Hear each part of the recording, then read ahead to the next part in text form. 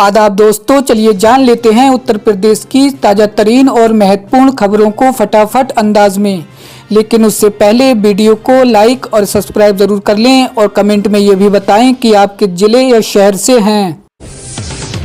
Ration card से आपका भी कटेगा नाम। केंद्र ने राज्यों को भेजी 1.17 करोड़ लोगों की लिस्ट। केंद्र सरकार ने पहली बार उन राशन कार्ड धारकों की पहचान की जो मुफ्त खाद्यान्न योजना का लाभ पाने के पात्र नहीं हैं। इन लाभार्थियों में आयकर दाता, 4 पहिया वाहन मालिक और कंपनियों के निदेशक शामिल हैं। खाद्य और सार्वजनिक वितरण विभाग ने राशन कार्ड धारकों के विवरण को आयकर विभाग, सड़क परिवहन मंत्रालय और कारपोरेट कार्य मंत्रालय जैसी सरकारी एजेंसियों के डाटाबेस से मिलान कर ये सूची तैयार की है। जांच में पाया गया कि 94.71 लाख राशन कार्ड धारक करदाता हैं, 17.51 लाख 4 पहिया वाहन मालिक हैं और 5.31 लाख कंपनी निदेशक हैं। कुल मिलाकर लगभग 1.17 करोड़ कार्ड धारक अपात्र की श्रेणी में आते हैं। अब केंद्र ने राज्यों से कहा कि वे जमीनी स्तर पर सत्यापन कर 30 सितंबर तक इन अपात्र कार्ड धारकों को सूची से बाहर करें। देश के किसानों के लिए बड़ी खुशखबरी, कृषि यंत्र खरीदने के लिए सरकार देगी पैसा, आवेदन फॉर्म शुरू। आज के समय में खेती को आधुनिक और आसान बनाने के लिए सरकार लगातार नई नई योजनाएं ला रही है। किसानों को फसल उत्पादन बढ़ाने और मेहनत कम करने के लिए अब महंगे कृषि यंत्र खरीदने की चिंता नहीं करनी होगी। कृषि मंत्रालय ने कृषि यंत्र सब्सिडी योजना 2025 की शुरुआत की है, जिसके तहत किसानों को विभिन्न आधुनिक कृषि यंत्रों की खरीद पर सरकार की ओर से आर्थिक सहायता यानी सब्सिडी दी जाएगी। इस योजना का सबसे बड़ा फायदा ये होगा कि छोटे और मध्यम वर्गीय किसान भी अब बड़े बड़े कृषि उपकरण खरीद सकेंगे और खेती को और ज्यादा उत्पादक बना सकेंगे। यूपी के इस रूट पर फ्री हो गया टोल वसूली, कंपनी का ठेका निरस्त। फौजी से मारपीट के बाद हुई ये कार्रवाई। यूपी में टोल देने वालों के लिए राहत भरी खबर है। मेरठ करनाल मार्ग पर पड़ने वाले टोल को अब फ्री कर दिया गया है। भुनी टोल प्लाजा पर जो वसूली कंपनी मौजूद थी, उसका ठेका भी निरस्त कर दिया गया। दरअसल ये कार्रवाई बीते रविवार रात टोल कर्मियों द्वारा एक फौजी से की गई मारपीट को लेकर हुई है। इस मामले में NHAI ने टोल कंपनी का ठेका निरस्त कर दिया है, साथ ही 1 साल के लिए कंपनी को डिबार कर दिया। NHAI के बागपत के परियोजना निदेशक निरंजन सिंह ने इस कार्रवाई की पुष्टि की है। उधर आम आदमी पार्टी ने भी इस मामले में प्रदर्शन कर कार्रवाई की मांग की। आपको बता दें कि टोल कंपनी पर कार्रवाई और 7 आरोपियों की गिरफ्तारी के बाद से मेरठ करनाल मार्ग पर भूनी में टोल फ्री वाहनों का आवागमन हो रहा है। पिता पर 34 मुकदमे, बेटा CBI में सब इंस्पेक्टर, बेटी कर रही है नीट की तैयारी। दंग कर देगी आपको ये खबर। खूनी रंजिशों के लिए बदनाम भौरा खुर्द गांव के पन्नों पर नई पीढ़ी शिक्षा से कामयाबी की इबारत भी लिख रही है। 13 साल बाद पकड़ा गया 2 लाख का इनामी हरीश परिवार के साथ पटियाला में रहकर आटा चक्की चला रहा था। बेटे का चयन CBI में ASI के पद पर हो गया, जबकि उसकी बेटी नीट की तैयारी कर रही है। वर्ष 2012 में हरीश जमानत पर जेल से बाहर जमानत पर निकला और लापता हो गया। बहराकला थाने में उसके खिलाफ जानलेवा हमले का आखिरी मुकदमा 2018 में दर्ज किया गया था। पुलिस तलाश नहीं कर पाई तो इनाम बढ़ाकर 2 लाख रुपए कर दिया था। अब इतने साल कब्जा करने वाला बनेगा प्रॉपर्टी का मालिक, सुप्रीम कोर्ट का बड़ा फैसला जारी। सुप्रीम कोर्ट ने हाल ही में प्रॉपर्टी अधिकारियों को लेकर एक ऐतिहासिक और बड़ा फैसला सुनाया है। अदालत ने साफ कहा कि अगर कोई भी व्यक्ति किसी जमीन या मकान पर लंबे समय से लगातार कब्जा किए बैठा है तो वह उसे कानूनी रूप से अपना मालिकाना हक हासिल कर सकता है। इस फैसले ने प्रॉपर्टी विवादों में फंसे लाखों लोगों के लिए एक नई दिशा तय कर दी है। ये फैसला खासतौर पर उन मामलों के लिए अहम है जहां वर्षों से जमीन या मकान पर कब्जे को लेकर विवाद चल रहा था और असली मालिक ने समय रहते कोई कदम नहीं उठाया। अब कोर्ट ने साफ स्पष्ट कर दिया कि ऐसे मामलों में कब्जेदार को ही कानूनी मालिक माना जा सकता है। यूपी के श्री बस्ती में आज दुकानों पर गरजेगा बुलडोजर, डीएम ने जारी किया अलर्ट, मचा हड़कंप।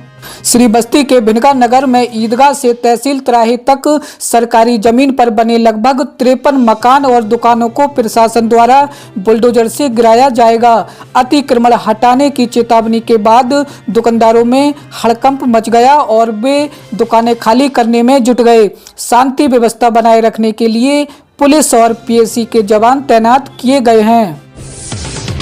लखनऊ में 26 से 28 अगस्त के बीच आ रही मल्टीनेशनल कंपनियां, जानिए कैसे मिलेंगी 50,000 रुपए की जॉब और विदेश जाने का मौका।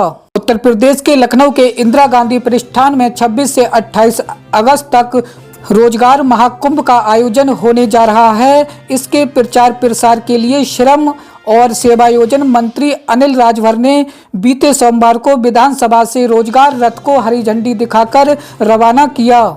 इस अभियान के तहत युवाओं को बड़ी संख्या में नौकरी के अवसर उपलब्ध कराए जाएंगे। श्रम मंत्री ने बताया कि इस रोजगार महाकुंभ में करीब 50,000 युवाओं को रोजगार दिलाने का लक्ष्य है। इनमें से लगभग 1500 नौकरियां विदेश में मिलेंगी। संयुक्त अरब अमीरात, जापान और जर्मन जैसे देशों में युवाओं के लिए बेहतर संभावनाएं हैं। यूपी के हजारों गांवों की बदलने वाली है तकदीर, वहां रहने वालों को होगा बड़ा फायदा। उत्तर प्रदेश के हजारों गांवों की तकदीर बदलने वाली है, वहां रहने वालों को भी बड़ा लाभ मिलेगा। उन्हें सरकार की तमाम योजनाओं का लाभ बड़ी आसानी से मिल पाएगा। बीते मंगलवार को लखनऊ के योजना भवन में समाज कल्याण राज्य मंत्री श्री असीम अरुण की अध्यक्षता में पीएम अजय योजना को लेकर समीक्षा बैठक आयोजित की गई। बैठक में उन्होंने कहा कि योजना के अंतर्गत चयनित 12,814 गाँव का सर्वांगीण विकास सुनिश्चित किया जाएगा। इस दिशा में समाज कल्याण विभाग में गठित कल्याण नियोजन प्रकोष्ठ की इसकी प्रभावी मॉनिटरिंग करेगा। सभी सरकारी योजनाओं को फैमिली आईडी से जोड़ा जाएगा, जिससे गांव में निवास करने वाले परिवारों को योजनाओं का लाभ पारदर्शी तरीके से सहजता से उपलब्ध कराया जा सकेगा। अयोध्या में खाद वितरण के दौरान किसानों पर लाठीचार्ज, अखिलेश यादव बोले ऐसा भाजपाई कलयुग आएगा। उत्तर प्रदेश स्थित अयोध्या में किसानों पर पुलिस ने बल प्रयोग किया। जानकारी के अनुसार किसान बीते 19 अगस्त 2025 यानी मंगलवार को सुबह 6 बजे ही खाद की लाइन में लगे हुए थे। इस दौरान खडासा पुलिस ने किसानों पर लाठी चलाई। पुलिस द्वारा लाठीचार्ज के दौरान कुछ किसान जमीन पर गिर पड़े। मामला कुराबन सहकारी किसान केंद्र का है। बताया जा रहा है कि जिले में यूरिया खाद की भारी किल्लत है, जिसकी वजह से सहकारी किसान केंद्रों पर किसानों की भारी भीड़ लग रही है। गाजियाबाद में जीडीए का बुलडोजर एक्शन, 60,000 वर्ग मीटर में बनाई जा रही अवैध कॉलोनियां ध्वस्त। गाजियाबाद में जीडीए ने बड़ी कार्रवाई की। करीब 60,000 वर्ग मीटर में बनाई जा रही अवैध कॉलोनियों को ध्वस्त कर दिया। इस कार्रवाई के दौरान विरोध कर रहे लोगों को परिवर्तन टीम ने पुलिस बल के साथ खदेड़ दिया। लोगों को अवैध रूप से कॉलोनी विकसित नहीं करने की चेतावनी भी दी। यूपी में SC/ST का फर्जी केस दर्ज कराने वाले अधिवक्ता को उम्र कैद, आरोपी बनाई गई पूजा रावत बरी, मिली हिदायत। जमीनी विवाद के चलते षड्यंत्र के तहत विरोधियों के खिलाफ SC/ST एक्ट का झूठा मुकदमा दर्ज कराने वाले अधिवक्ता परमानंद गुप्ता को आजीवन कारावास की सजा सुनाई गई। साथ ही SC/ST एक्ट के विशेष न्यायाधीश विवेकानंद शरण त्रिपाठी ने परमानंद गुप्ता पर 5,10,000 रुपए का जुर्माना भी लगाया है। कोर्ट ने इस मामले में आरोपी बनाई गई पूजा रावत को बरी कर दिया है। पति का नाम उजागर करने पर पूजा पाल ने दर्ज कराई थी FIR, फिर चर्चा में आई आरती पाल। सोशल मीडिया पर विधायक पूजा पाल के खिलाफ अभद्र टिप्पणी की जा रही हैं। उनके समर्थकों द्वारा बचाव भी किए जा रहे हैं। इसी बीच एक ट्वीट बड़ी तेजी से वायरल हो रहा है, जिसमें ये बताया जा रहा है कि नारी उत्पीड़न, जुल्मों, सितम के विरुद्ध आवाज़ उठाने वाली पूजा पाल ने ही अपनी ही जाति की एक लड़की के खिलाफ ही मुकदमा करवा दिया। ये कैसा न्याय है? पूजा पाल किस मुंह से महिला सम्मान की बात करती है? प्रयागराज में अपने समाज की लड़की आरती पाल पर फर्जी एफआईआर करवा दी क्योंकि उस लड़की ने महिला विधायक के वर्तमान पति का नाम उजागर कर दिया था। इसलिए पूजा पाल के मुंह से महिला सम्मान की बातें शोभा नहीं देती।